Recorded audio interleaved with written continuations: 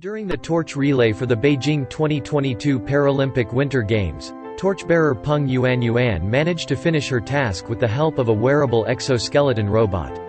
The bionic arm was developed by Shenyang Institute of Automation, Chinese Academy of Sciences. It can help the torchbearer hold the torch steadily and make flexible movements. 这系统有这么几个特点吧，首先就是这个便携性，你这个假肢的重量是不超过3公斤。另外一条是控制的灵活性，冯教练呢可以通过他自己的这种意念来进行假肢的控制，灵活的控制。这样的话，对于他在抓握这个火炬手的时候就非常方便。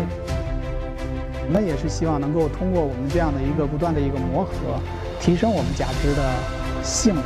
我们也希望后续我们把我们的假肢能够真正的用于残疾人的这个人群。